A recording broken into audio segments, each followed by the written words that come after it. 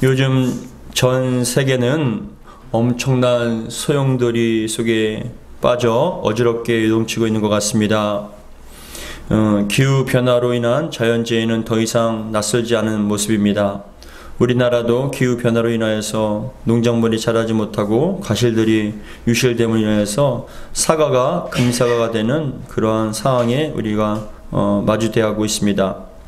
비가 오지 않아 물이 부족하게 되었고 갑작스러운 홍수로 말미암아서 큰 피해를 받게 되고 또 지진과 온 지역을 집어삼킬 만한 엄청난 큰 불이 나기도 합니다. 전쟁으로 인하여서 사람들은 삶의 터전을 잃어버리고 또 터전이 지옥으로 바뀌어지는 그런 상황 가운데 있는 분들 많습니다. 우크라이나나 아니면 이스라엘뿐만이 아니라 크고 작은 전쟁들이 지금도 전 세계에는 엄청나게 많이 일어나고 있습니다. 더군다나 경제적으로 점점 힘들어지고 어려워져서 많은 분들이 그러한 어떤 사업과 또한 삶에 대한 어려움을 호소하고 있습니다. 우리나라 서울뿐만이 아니라 수도권의 집값들이 정말 너무나 많이 오르는 그런 상황 속에서 집을 짓는 자나 집을 사는 자나 또 거하는 자나 모두가 다 큰 어려움을 겪고 있습니다. 근데 사실은 이러한 눈에 보이는 어려움보다 더 큰 어려움이 있습니다. 어떤 자연재해나 전쟁과 기근과 물 부족보다 더 심각한 것이 있습니다. 그것은 바로 이 땅에 살고 있는 사람들이 너무나 점점 타락하고 있다는 것입니다. 그 타락이 더욱더 심각한 문제입니다. 앞에 보시면 얼마 전 한 영상에서 제가 지금 OECD 국가의 국가별 도표를 보면은 매춘과 사촌 결혼, 동성 결혼, 포르노 그리고 대마초 허용국에 대한 보고가 OECD 국가가 38개국이 어떠한 상태인지를 보도한 그 보도자를 본 적이 있습니다. 개인적으로 그걸 보니까 여러분 많은 나라들이 어떠한 매춘과 사촌 결혼, 동성 결혼, 그리고 포르노, 대마초 파란색에 있는 것은 나라이고 그 옆에 있는 것은 검은 건 대부분 허용하는 거예요.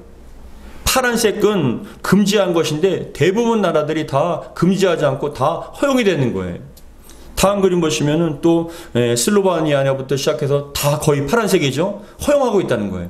매춘과 그리고 어떠한 사촌 결혼들, 동성 결혼, 어떤 포르노 그리고 대마초. 얼마 전에는 다음 보시면은 얼마 전에는 독일 같은 경우도 이제 대마초가 나라별에 완전히 허용 국가로서 다 허용이 되는 그런 상황입니다. 근데 이게 무엇이냐면은 성적으로 타락하고 그 삶의 어떤 환락과 쾌락을 위해서 모든 것이 다 허용되는 그런 상황 속에서 다음 보시면은 사생자가 점점점 많아진다는 거예요. 어떤 나라는 거의 여러분 70%가 넘는 그런 나라도 있어요. 합법적인 그런 자녀를 어떠한 결혼을 위해서 낳은 자녀가 아니라 그냥 어떤 사생자가 점점점 많아지는 근데 그것이 원인이 무엇이냐 했을 때 그러한 문란한 성생활과 더 나가서 혼잡한 그런 어떤 여러 가지 쾌락과 즐거움을 그런 추구하는 나라들이 더욱더 많아진다는 것이죠.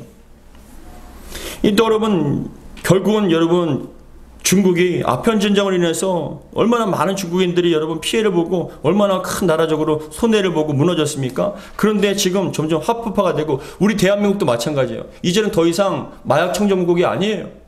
온 사방에서 그 아주 싼 가격에 어린 청소년부터 시작해서 많은 사람들이 그런 마약에 노출되고 있고 있습니다. 쾌락과 순간적인 그런 즐거움을 위해서 그 모든 것들을 다 내어버리는 그러한 삶의 모습들이 우리를 사회를 점점 무너뜨리고 있고 망치고 있고 병들게 만듭니다.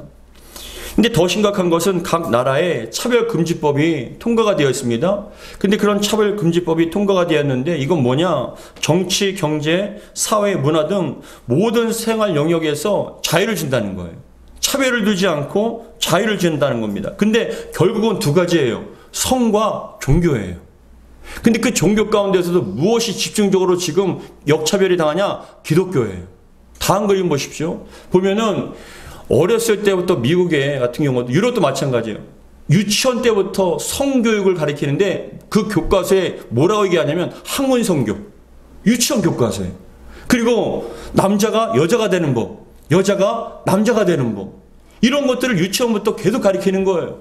너희들은 성에 대한 자유가 있다. 얼마든지 성을 선택할 수 있다. 그리고 얼마 전에 뉴스에 보면 다음 보십시오.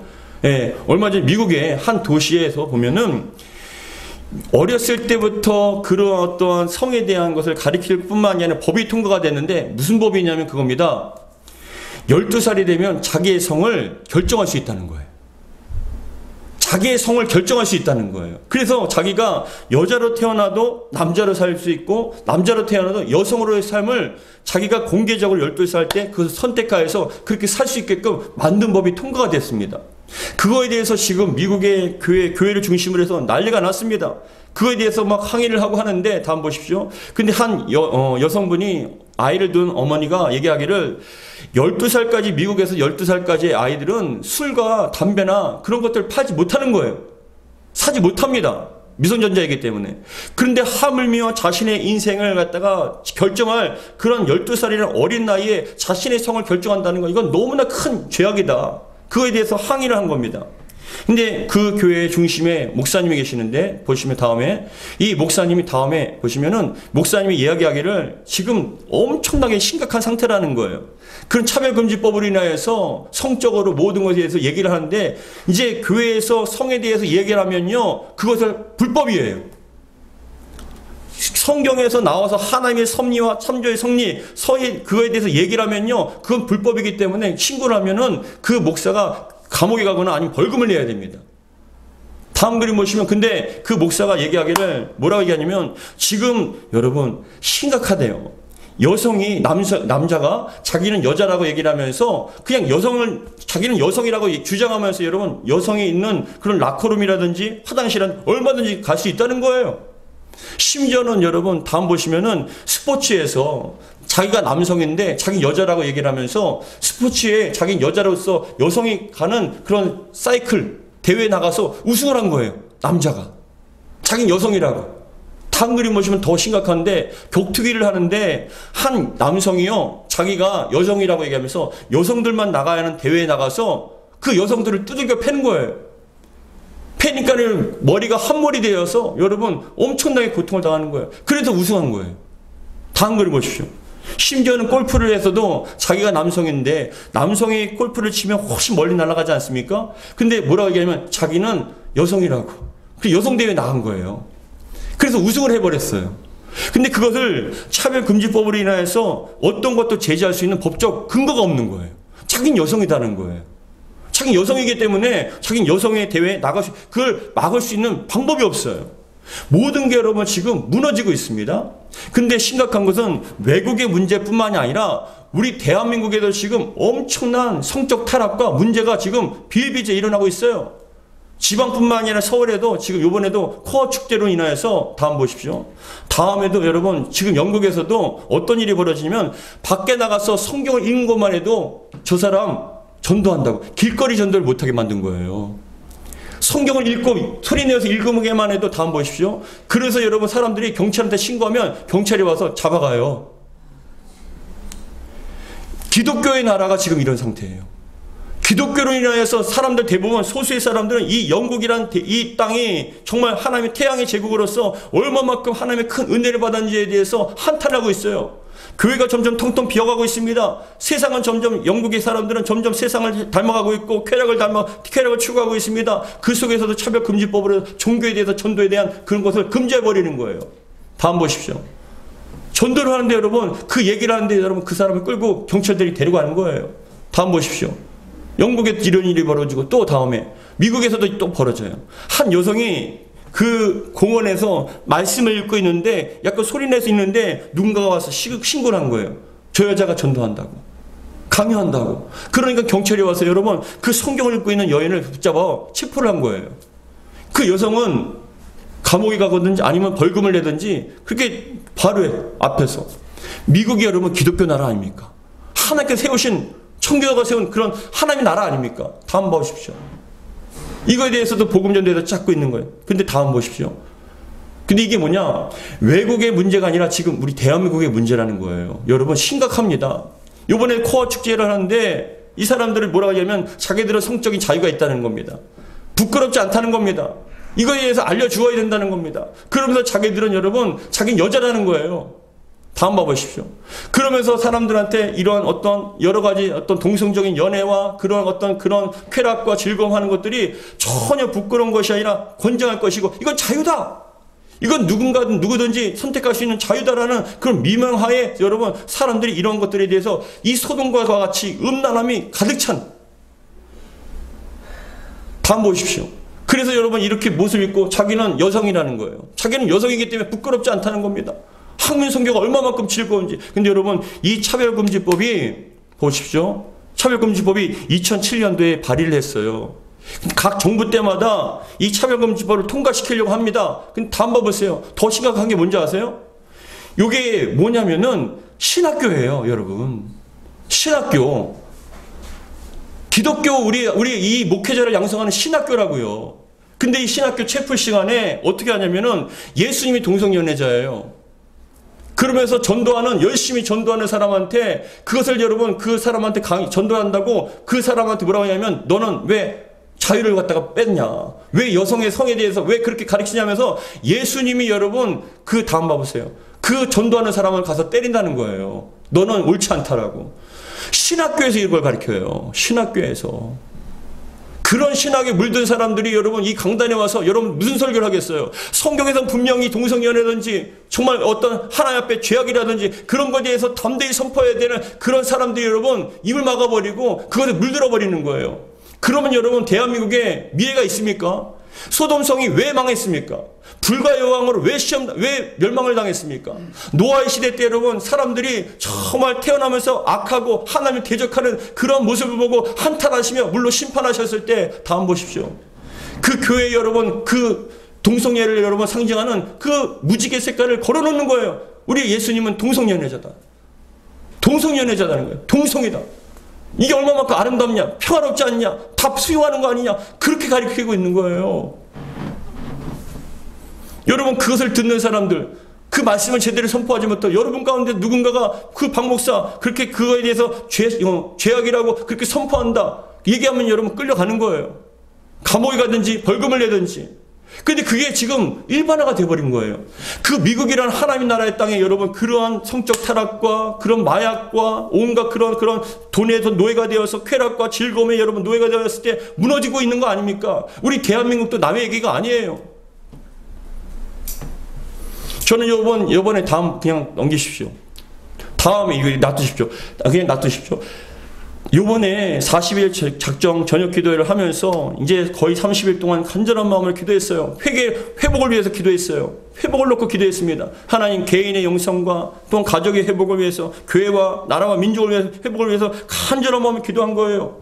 무너진 개인의 영성과 신앙과 믿음, 예배 잃어버린 주님에 대한 첫사랑과 십자가의 사랑이 회복되게 해달라고 우리 부부의 관계가 또 부모님과의 관계가 자녀의 관계가 회복되게 해달라고 어떤 물질의 문제와 자녀의 문제 정말 눈물을 흘리며 정말 간절한 마음으로 저뿐만이 아니라 매일같이 밤에 나와서 함께 기도하시는 권사님과 집사님, 자매님들 열심히 기도하고 있어요.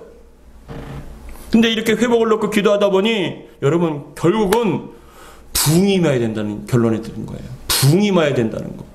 부흥이 임해야만 살아날 수 있다는 거.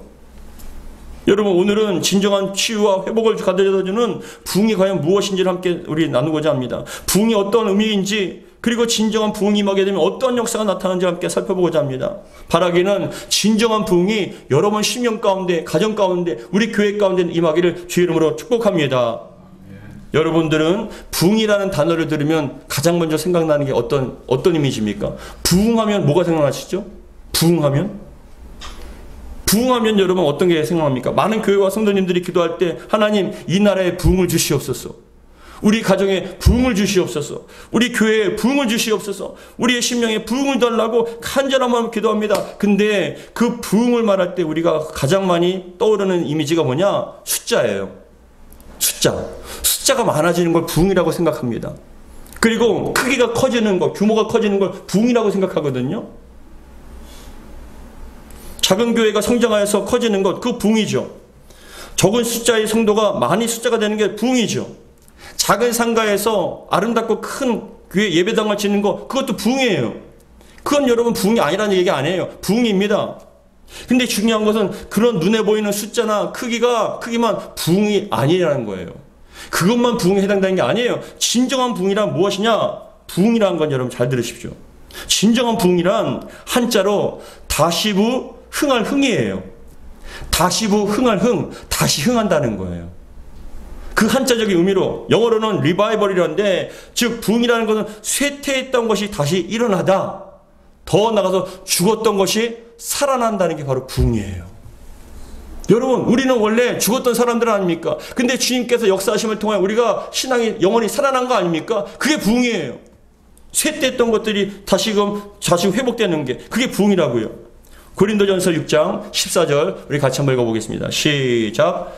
하나님이 주를 다시 살리셨고 또한 그의 능력으로 우리를 뭐라고요? 다시 살리시리라. 다시 살리시는 게 바로 부흥이라고요. 여러분, 지금 이 상황에서 우리가 예배가 때로는 침체가 되고 신앙이 침체가 되고 정말 우리가 아무리 노력해도 안 될 때가 있잖아요. 근데 그러한 상황 속에서 이 죽어져가는 상황과 그런 상태와 모든 것들을 다시 살리는 게 부흥이라고요. 근데 이 부흥은, 진정한 부흥은 인간적인 노력과 의지와 힘으로 되는 게 아니에요. 성령의 강력한 임재로 말미암아 그 영혼들을 살리는 게 바로 진정한 부흥이라는 것이에요. 여러분, 이러한 부흥이 여러분 10년 가운데 임하기를 주님 축복합니다. 아무리 노력해도 그 사람 안 변해요. 아무리 노력해도 그 가정 안 바뀌어요. 죽은 것 같아요. 침체가 돼요. 너무나 정말 가정마다 너무나 사이가 안 좋아요. 교회도 마찬가지입니다. 예배를 드리고 찬양을 하고 기도를 하고 하는데도 여러분 아무리 노력을 해도 때로 안 될 때가 있어요. 그때 무엇이냐? 하나님, 우리의 힘으로는 안 됩니다. 제발 부흥을 주시옵소서. 하나님의 강력한 임재와 만지심을 통하여 우리의 영혼이 바뀌어지게 하시고 우리의 모든 것들이 정말 다시 살아나는 역사가 나타나게 달라고 간절한 마음을 기도한 게 그게 진정한 부흥이에요. 오늘 하박국이 3장 2절에 보면은 구약과 신약에서 부흥이라는 단어가 나온 게 이 하박국 3장 2절 한 구절밖에 없어요. 부흥이라는 단어는 이 딱 한 구절입니다. 없어요, 아무 데에도. 그런데 3장 2절에 하박국이 뭐라고 얘기했습니까? 우리 3장 2절 같이 한번 읽겠습니다. 시작. 여호와여, 내가 주께 대한 소문을 듣고 놀랐나이다. 여호와여, 주는 주의 일을 이 수년 내에 부흥하게 하옵소서. 이 수년 내에 나타내시옵소서. 진노 중에라도 긍휼을 잊지 마옵소서. 아멘. 여러분, 이 수년 내에 부흥하게 하옵소서라고 합니다. 부흥하게 하여 주옵소서. 하나님, 제발 부흥하게 하여 주옵소서. 근데 이 하박국이 처한 상황이 어떤 때냐? 남유다가 이제 곧 망할 때예요. 멸망을 당할 때예요. 이제 거의 멸망할 때가 다가온 거예요. 어떠한 상황이냐면은 이 남유다가요, 강원도보다 조금 큽니다. 강원도보다 조금 큰 땅이에요. 근데 북쪽으로는 바벨론과 남쪽으로는 애굽이 서로 패권을 차지하기 위해서 전쟁을 치르고 있는 상황입니다. 애굽이 여러분 좀 강하면은 이 이스라엘 남유다는 애굽에 의해서 통치를 받고, 바벨론이 강하면 또 이 이스라엘은 남유다는 바벨론에 의해서 통치받는 거예요. 쉴 새 없이 여러분 그렇게 강대국의 사이에 껴서 그렇게 피해를 받고 있는 상황 속에서 어떤 일이 벌어지냐? 왕이 자꾸 바뀌는 거예요. 근데 왕이 바뀌어도 그 사람은 나라를 통치할 수가 없어요. 더군다나 정치인들은 어떻게 하냐? 그 나라들한테 조공을 바치기 위해서 백성들의 피해보험을 빼앗아서 세금을 내는 거예요.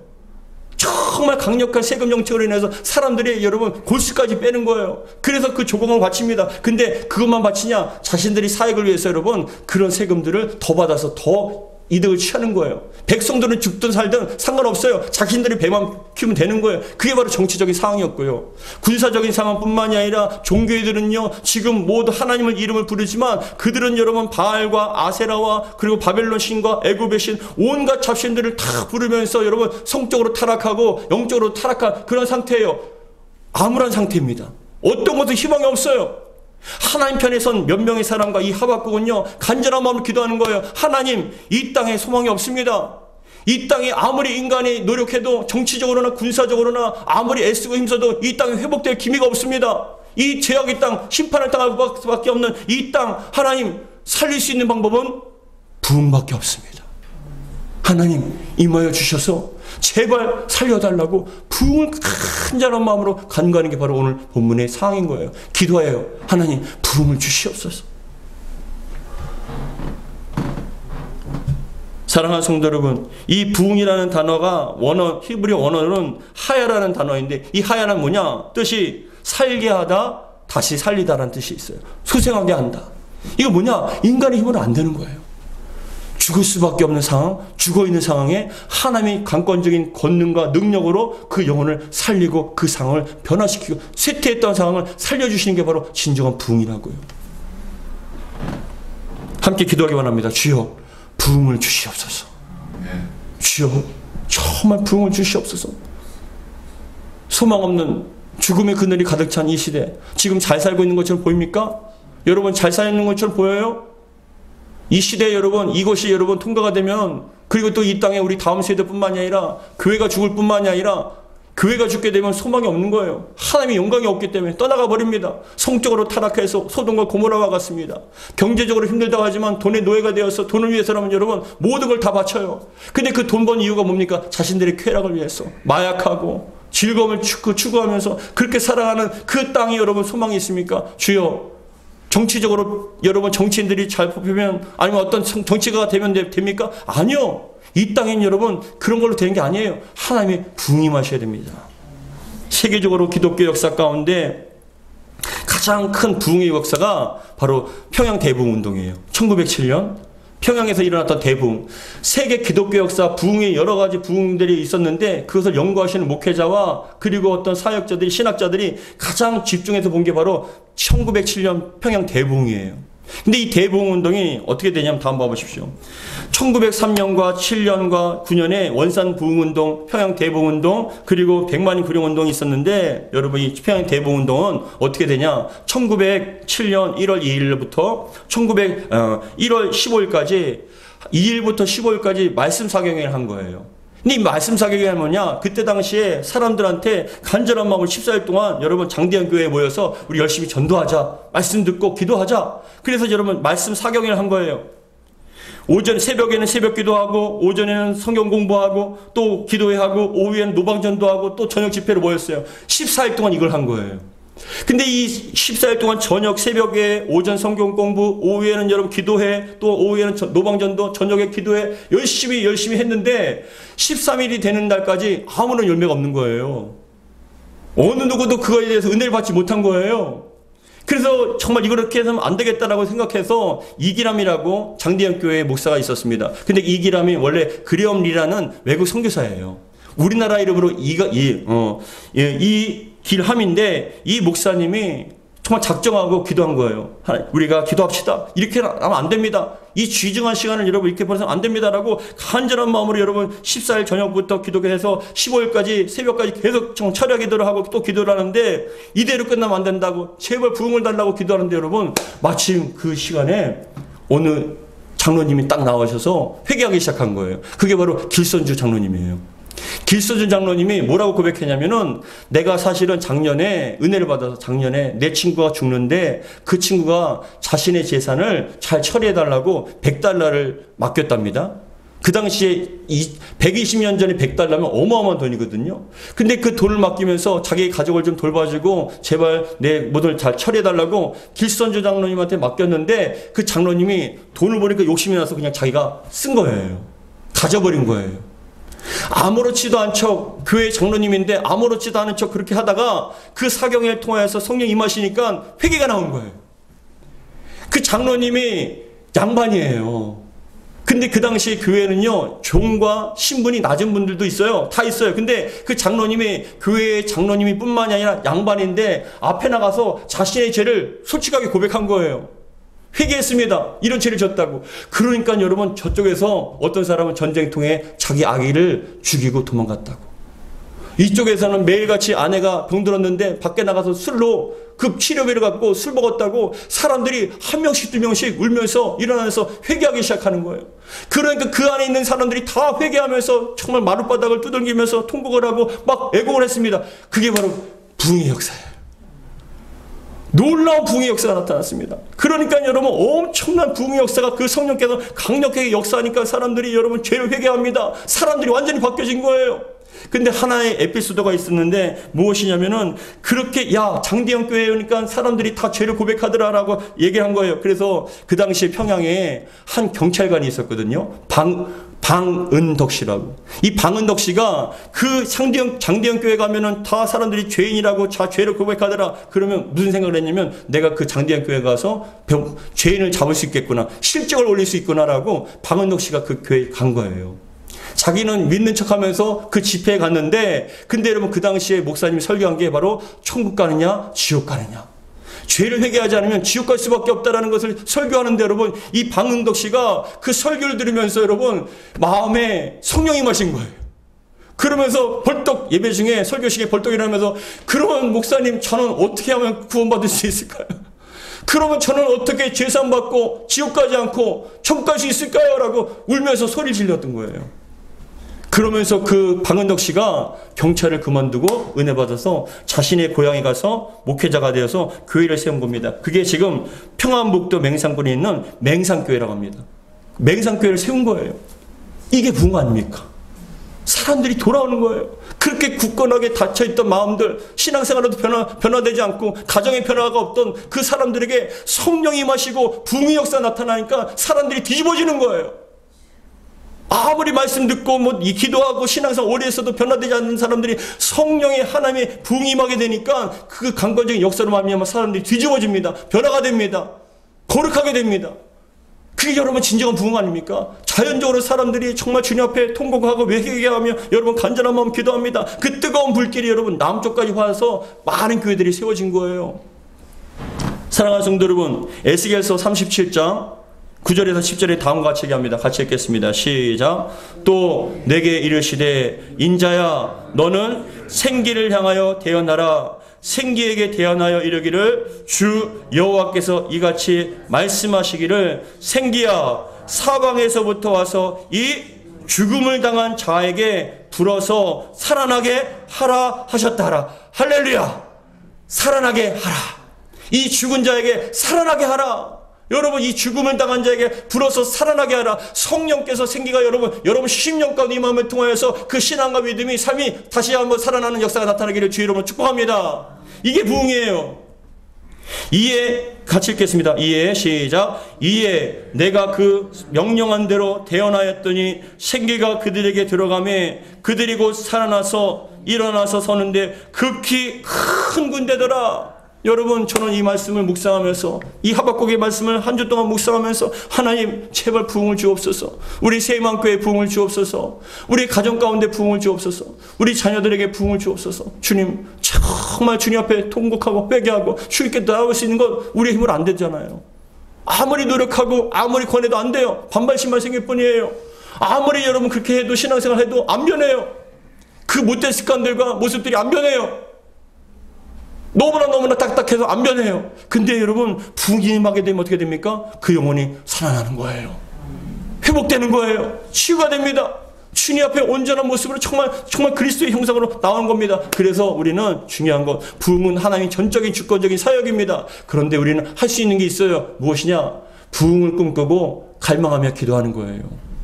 부흥을 꿈꾸고 갈망하며 기도하는 겁니다. 갈망이라는 게 무슨 뜻이냐? 간절히 바라는 거예요. 여러분 부흥을 간절히 사모하고 기도하시기 바랍니다. 주여 부흥을 주시옵소서. 주여 제발 우리 가정 가운데 저희 10년 가운데 우리 교회 가운데 부흥을 주시옵소서. 정말 간절한 마음으로 기도하고 간구할 때 우리 성령께서 임하심을 통해서 여러분들의 삶이, 여러분들의 영혼이, 여러분들의 가정이, 더 나아가서 우리의 교회와 정말 이 지역이 완전히 변화되어서 정말 놀라운 부흥의 역사가 나타날 수 있기를 주의 이름으로 축복합니다. 사랑하는 성도 여러분, 우리의 힘으로는 안 되지만 주님께서 하시면 될 줄 믿습니다. 사모함과 마음을 가지시고 주여 살려야 합니다. 살아나야 합니다. 간절한 마음으로 날마다 기도하고 간구함을 통하여 이 나라 살리고 우리 교회를 살리고 가정과 여러분들의 삶을 살리는 복된 조화연 되기를 주의 이름으로 축복합니다. 사랑하는 성도 여러분, 부흥을 꿈꾸십시오.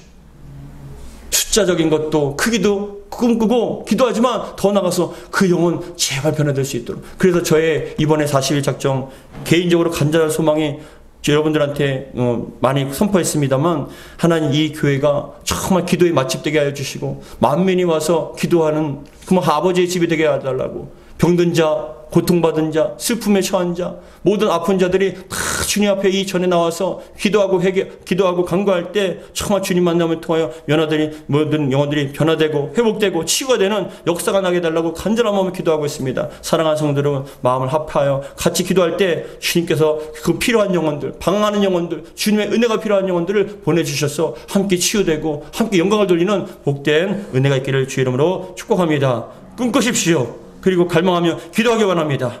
기도하겠습니다. 아버지 하나님 감사드립니다.